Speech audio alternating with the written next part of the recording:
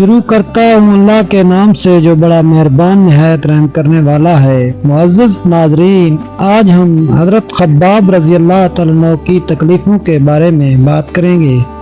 بات سٹارٹ کرنے سے پہلے ریکویسٹ یہ ہے کہ ہمارے چینل پہ نئے ہیں تو ہمارے چینل کو سبسکرائب کریں تاکہ ہر آنے والی نئی ویڈیو بر وقت آپ تک پہنچتی رہے۔ معزز ناظرین، حضرت خباب رضی اللہ تعالیٰ عنہ بھی انہی مبارک ہستیوں میں سے ہیں جنہوں نے امتحان کے لیے اپنے آپ کو پیش کیا تھا اور اللہ کے راستے میں سخت سے سخت تکلیفیں برداشت کی۔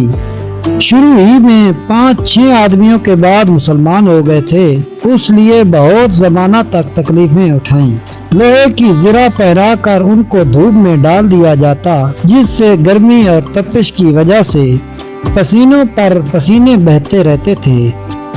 اکثر اوقات بالکل سیدھا گرم ریت پر لٹا دیا جاتا، جس کی وجہ سے کمر کا گوشت تک گل کر گر گیا تھا۔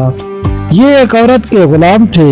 اس کو خبر پہنچی کہ یہ حضور اقدس صلی اللہ علیہ وسلم سے ملنے جاتے ہیں، تو اس کی سزا میں لوہے کو گرم کر کے ان کے سر کو ان سے داغ دیتی تھی۔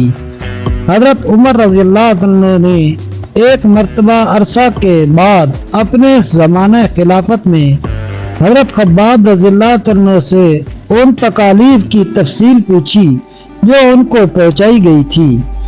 انہوں نے عرض کیا کہ میری کمر دیکھیں۔ حضرت عمر رضی اللہ عنہ نے دیکھ کر فرمایا کہ ایسی تو کمر کسی کی میں نے دیکھی نہیں۔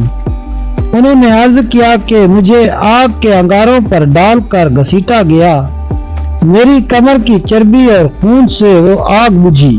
ان حالات کے باوجود جب اسلام کو ترقی ہوئی اور فتوحات کا دروازہ کھلا تو اس پر رویا کرتے تھے، ہماری تکلیف کا بدلہ کہیں دنیا ہی میں تو نہیں مل گیا۔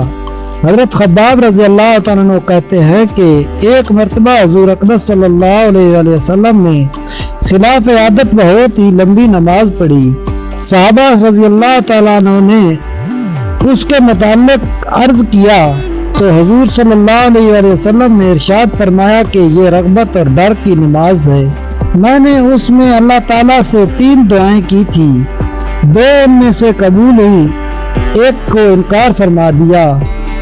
میں نے یہ دعا کی میری ساری امت قحط سے ہلاک نہ ہو، یہ قبول ہوئی۔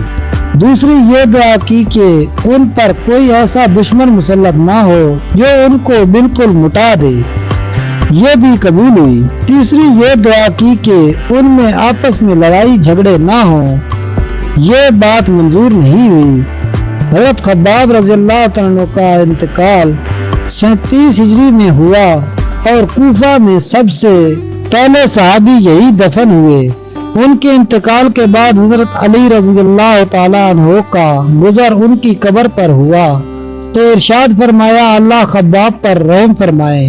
اپنی رغبت سے مسلمان ہوا اور خوشی سے ہجرت کی اور جہاد میں زندگی گزار دی اور مصیبتیں برداشت کی۔ مبارک ہے وہ شخص جو قیامت کو یاد رکھے اور حساب کتاب کی تیاری کرے اور گزارا کے قابل مال پر قناعت کرے اور اپنے مولا کو راضی کر لے۔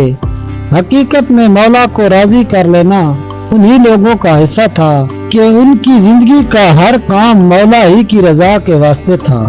معزز ناظرین، یہ تھے صحابہ کرام جنہوں نے تکلیفیں اٹھا کر ہم تک دین پہنچایا، اور آج ہمیں دین کی قدر نہیں ہے اور آج ہم ایسے بن چکے ہیں کہ نماز تک نہیں پڑھتے۔ برائے کرم ویڈیو اچھی لگے تو ویڈیو کو لائک اور چینل کو سبسکرائب کر دیں۔ ملتے ہیں نیکسٹ ویڈیو میں، تب تک کے لیے اللہ حافظ۔